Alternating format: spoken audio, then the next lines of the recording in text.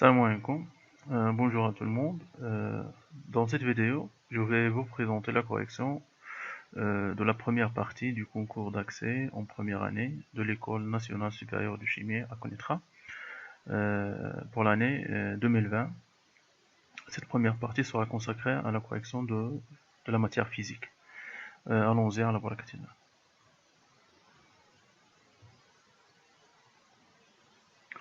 Donc exercice 1. Un service de médecine nucléaire reçoit un échantillon d'un composé radioactif pur 2 jours après l'expédition. L'activité de l'échantillon au moment de la réception est 16 10 à la puissance 9 becquerel. Donc l'activité de l'échantillon 8 jours après la réception ne vaut que 10 à la puissance 9 becquerel. Donc cochez la bonne réponse. Donc on demande ici de déterminer la période de ce composé radioactif. Donc normalement on sait que l'activité, donc à l'instant T1, c'est A1 égale à A0 exponentielle moins lambda T1, avec T1 égale à 2 jours. Aussi, à l'instant T2, donc on a deux instants, à l'instant T2, c'est A0 exponentielle moins lambda T2, avec T2 égale à 10 jours. Et donc, si on fait le rapport, A1 sur A2, on obtient c'est exponentielle lambda T2 moins T1. On cherche toujours le T1 demi, donc la période ici, on demande le T1 demi. Donc, le lambda, c'est ln de 2 sur T1 demi qui est égal à ln de A1 sur A2 sur T2 moins T1. Et on tire l'expression de T2 qui est égale à ln de 2 sur ln de A1 sur A2 T2 moins T1. Et donc, l'application numérique nous donne, bien sûr, on fait le calcul sans calculatrice. Donc c'est ln de 2 sur 16, ln de 16 10 à la puissance 9 sur 10 à la puissance 9, donc on simplifie par 10 à la puissance 9. T2 c'est 10, T1 c'est 2, et donc c'est ln de 2 sur ln de 16 fois 8. Le ln, donc c'est 2 à la puissance 4, donc on peut la remplacer par 2 à la puissance 4, et donc on peut simplifier par ln de 2. Donc ça va vous donner, c'est T2 égale à 8 sur 4, qui est égal à 2 jours. Donc la bonne réponse ici, c'est la réponse B.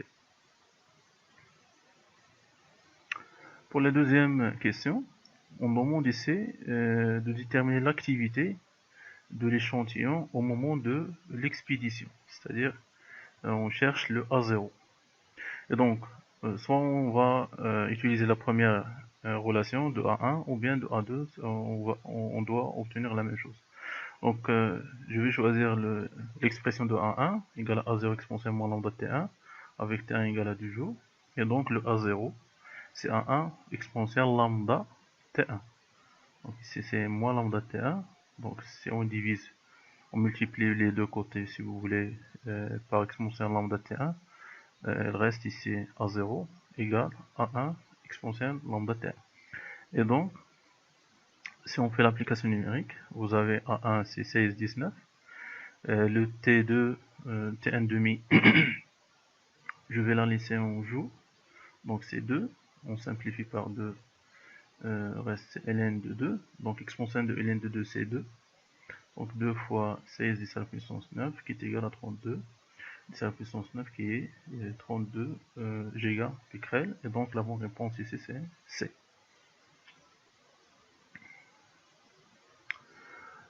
Pour l'exercice 2, question 3, donc lors de la catastrophe de Tchernobyl, donc du césium 137 a été libéré dans l'atmosphère. Donc sachant que le césium 137 est radioactif β-, l'énergie libérée par la désintégration d'un noyau de césium est plus proche de la valeur. Donc plus proche, on cherche l'énergie libérée de la désintégration d'un seul noyau de césium. Donc vous avez la relation. Donc premièrement, vous avez l'équation de désintégration du césium. Donc elle va vous donner le baryum 137,56 avec une désintégration β-.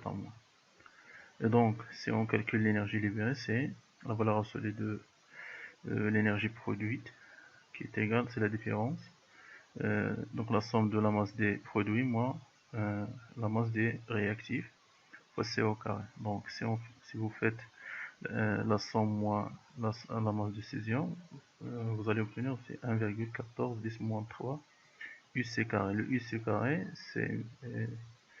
c'est 1000, voilà, c'est 1000 MeV par C au carré. Et donc on trouve que l'énergie levée c'est 1,14 MeV. Et donc aucune réponse parmi ces quatre n'est obtenue. Donc ici, pour cette question, on n'a aucune réponse. Donc ça pourrait être une erreur dans l'énoncé, donc ça doit être corrigé à un concours, je sais pas. Donc, mais la bonne méthode, c'est celle que que je viens de vous présenter ici. Donc, on trouve c'est 1,14 MeV. Bon, si vous voulez, vous pouvez l'approcher à 1, il est proche normalement, mais c'est très loin. 1,71 MeV. Ouais. Donc, passe. Pour l'exercice 3, le thorium est radioactif type alpha, donc sa demi-vie égale à 18 jours. On dispose à l'instant t égale à 0 d'une source de thorium de masse M0 égale à 1 microgramme. On demande ici de déterminer la masse restant à la date T1 qui est égale à 36 jours. Et donc, toujours la loi de la décroissance en utilisant la masse, donc M1 égale à M0 exponentiellement lambda T1. Lambda c'est ln de 2 sur T1 demi, donc on remplace le lambda. Puis la masse restante, donc on cherche toujours M1. Donc il n'y a pas d'autre méthode. Donc le M1, donc vous avez M0 c'est 1 microgramme. Donc ln de 2 sur 18 jours fois 36. 36 sur 18 c'est 2. Donc c'est moins 2 ln de 2. Donc on peut donc 2 ln de 2 c'est ln de 4 2 à la puissance 2, donc ln de 4 avec le signe moins, donc c'est ln de 1 sur 4, donc l'expansion de ln de 1 sur 4 c'est 1 sur 4, et donc la masse ici c'est 0,25 microgrammes. Donc la bonne réponse c'est la réponse A. Question 5.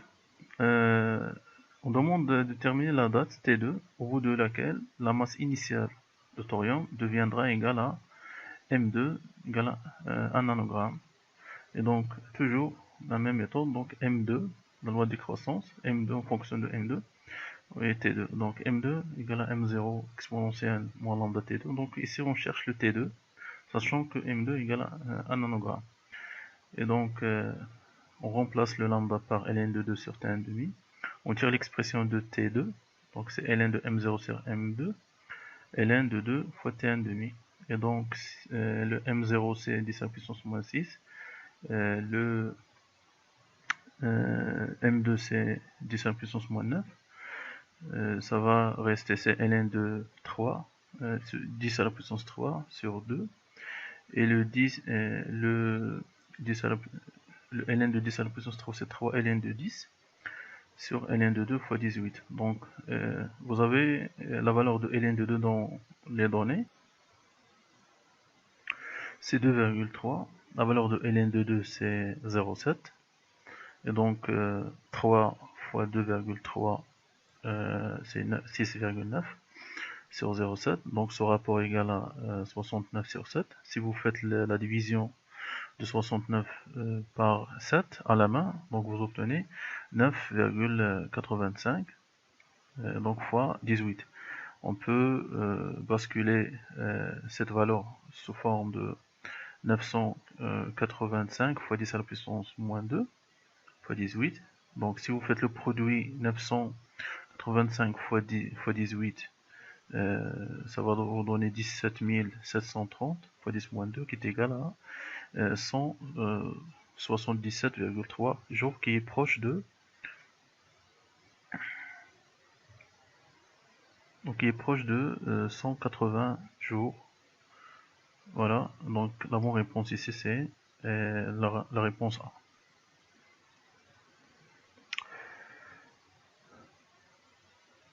Bon. Pour l'exercice 4, une slave d'ultrasons émise par un émetteur est reçue par deux récepteurs A et B distants de 50 cm reliés aux voies YA et YB d'un oscilloscope. Les signaux reçus sont décalés de 6 divisions et le coefficient de balayage est 0,25 millisecondes par division. Donc on demande ici la vitesse des ultrasons dans l'air. Bon. Donc on a la vitesse, c'est D, c'est la distance sur le décalage temporel entre les deux récepteurs, taux.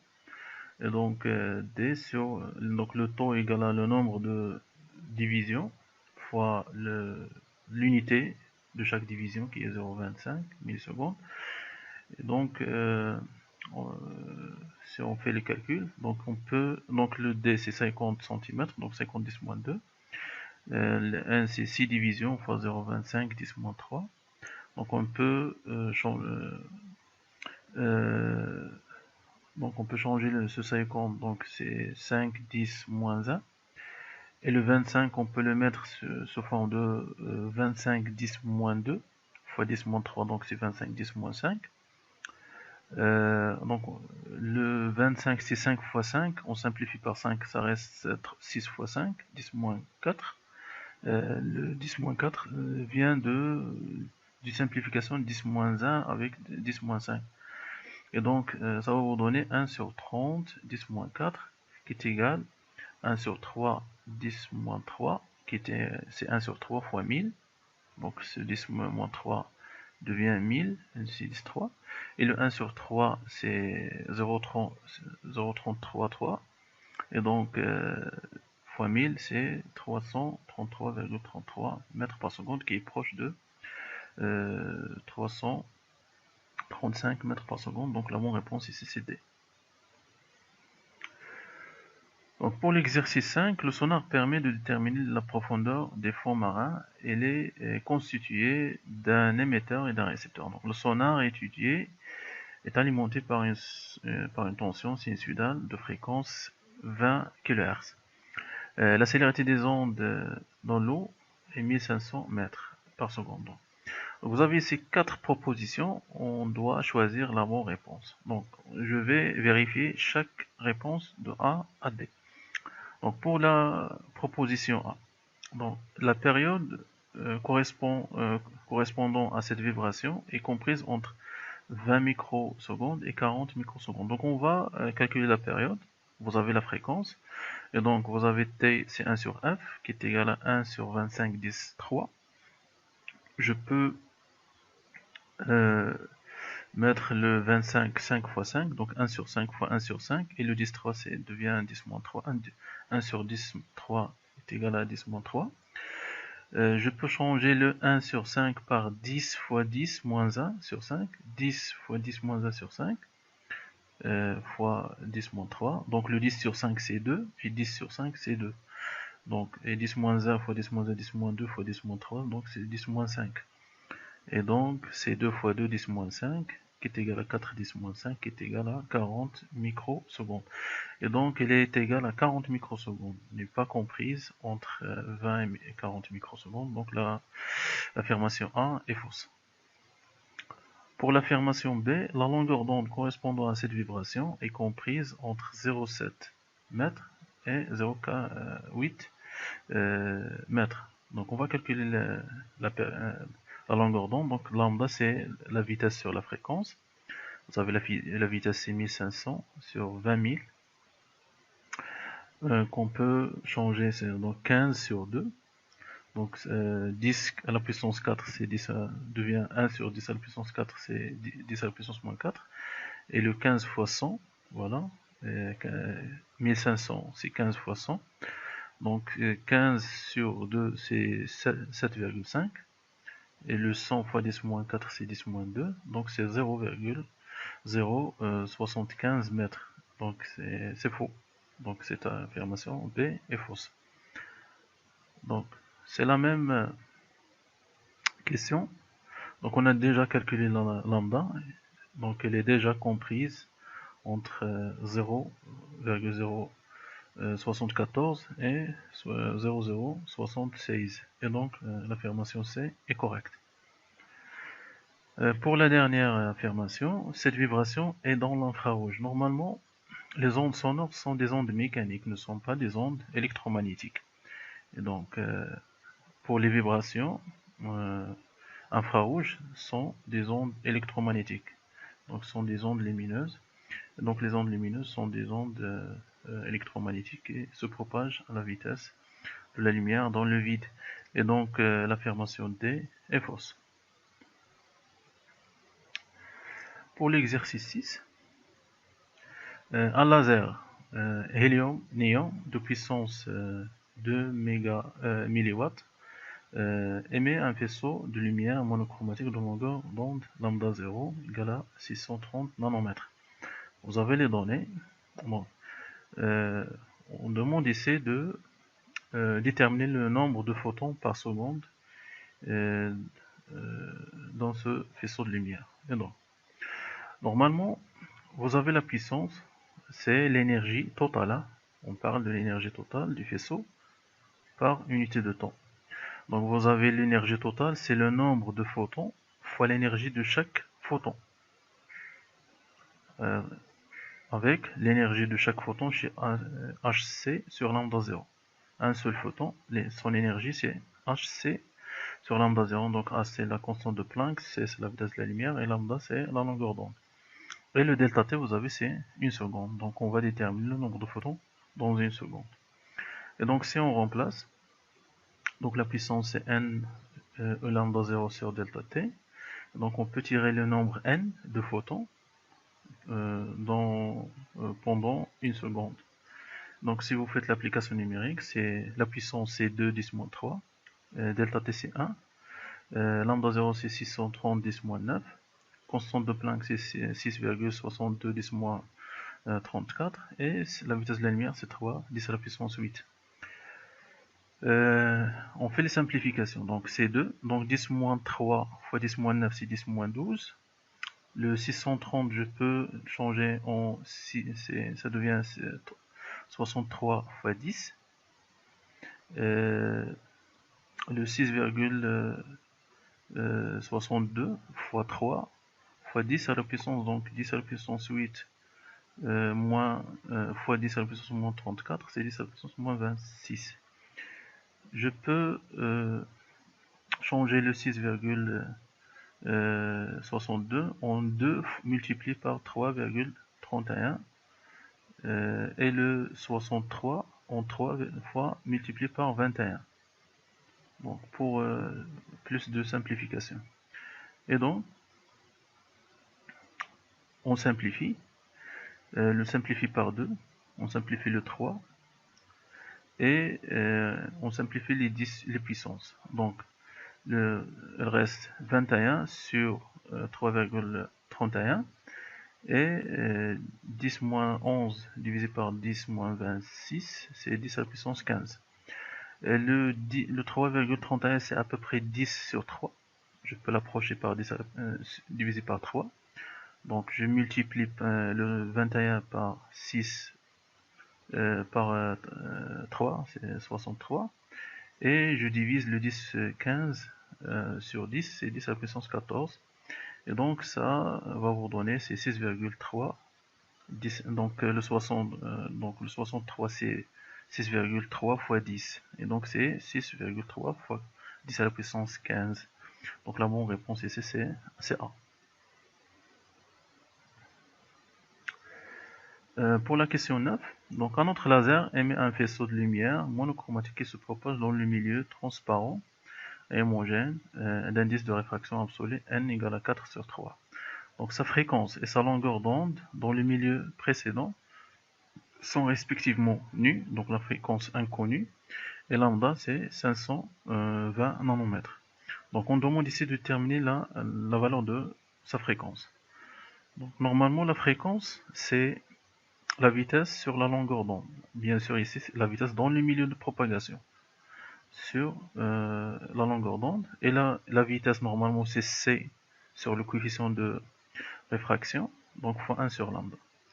Si on remplace, donc vous avez ces 3 10 à la puissance 8 sur l'indice c'est 4 sur 3 fois 1 sur la longueur d'onde qui est 520 10 puissance moins 9. Donc le 3, donc c'est 9 sur 4. Je peux manipuler le 520 donc en 52 fois 10, donc va donner c'est 52 fois 10 à la puissance moins 8, avec 10, 8 c'est 10 à la puissance 16. Et donc le 4 fois 52 c'est 208, 9 sur 208, fois 10 à la puissance 16, que je peux manipuler en 900 fois 10 à la puissance 14 sur 208. Donc à cette étape, vous pouvez faire la division à la main de 900 par 208.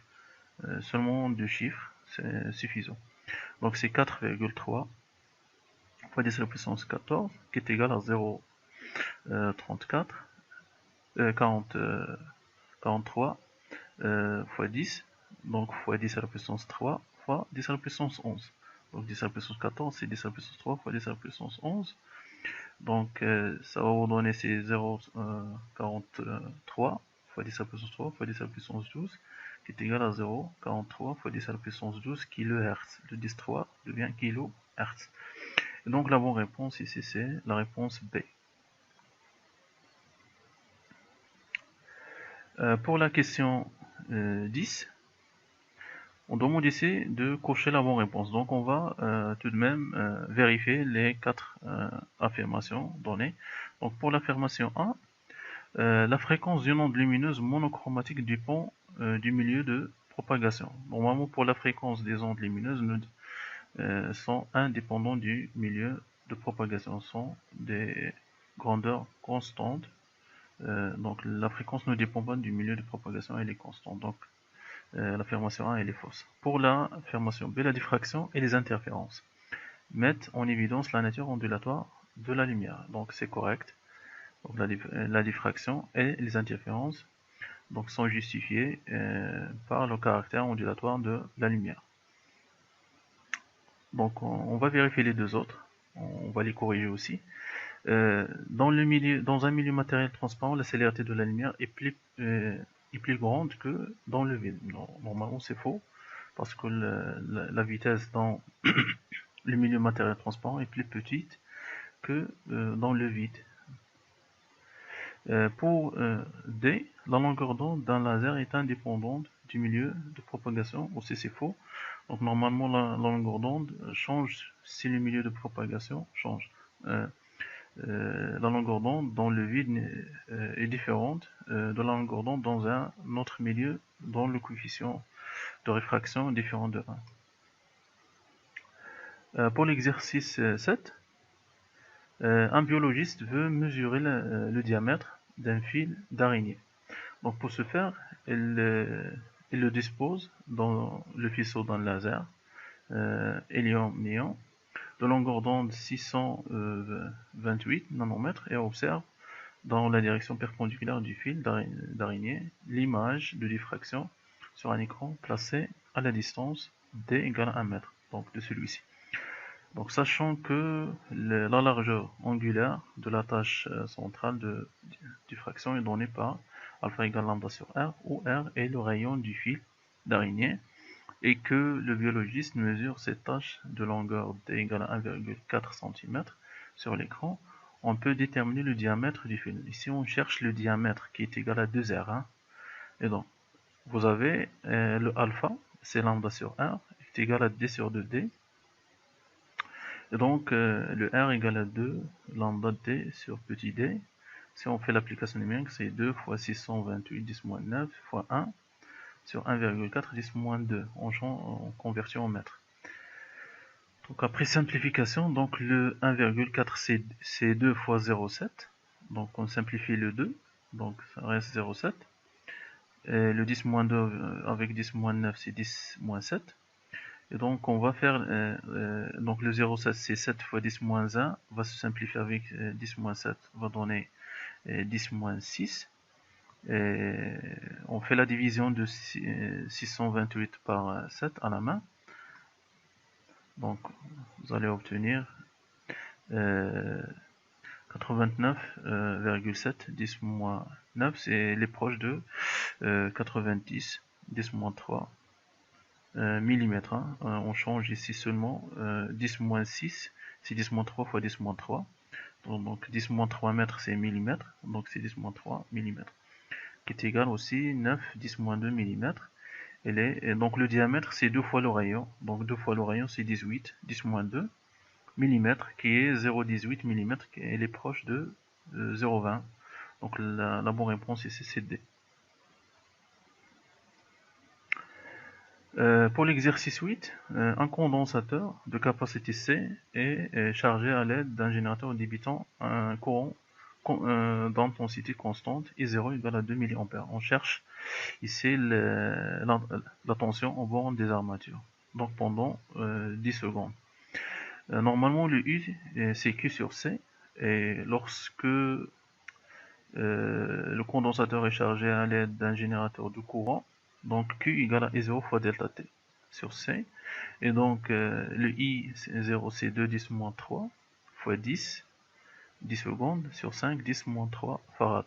Et donc on simplifie par 10 moins 3, ça va vous donner 2 fois 10 sur 5, et 10 sur 5 c'est 2 fois 2, donc c'est 4 volts. Donc la bonne réponse ici c'est B.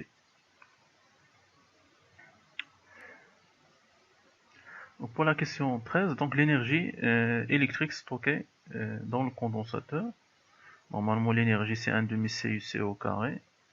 Donc c'est 1 demi 5 10 moins 3 fois 4 au carré. Donc c'est 1 demi 5 10 moins 3 16.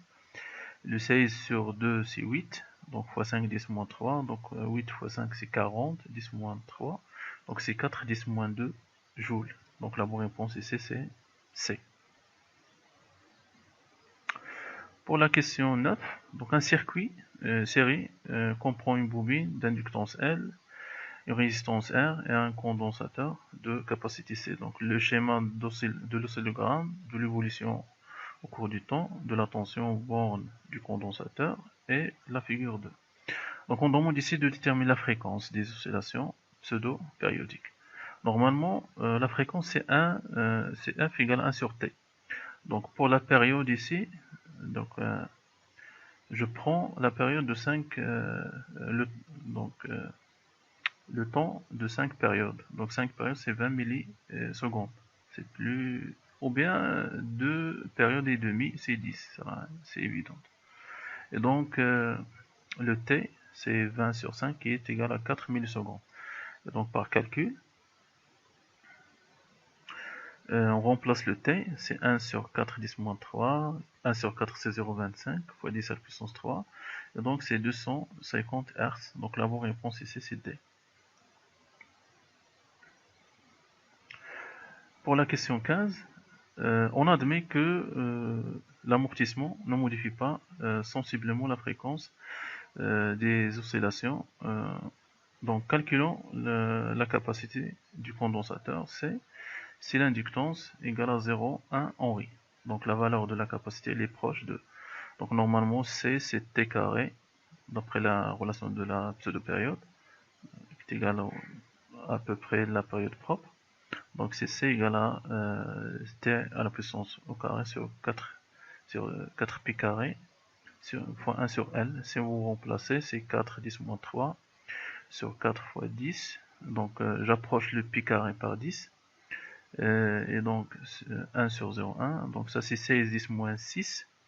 Le 10 fois 0,1 c'est 1. Donc il reste 4.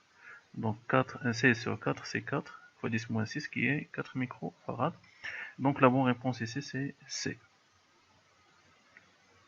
On arrive à la fin de cette première partie de physique. À la prochaine. Attendez la correction de la deuxième partie qui concerne la partie de chimie. À la prochaine et bientôt. Salam alaikum.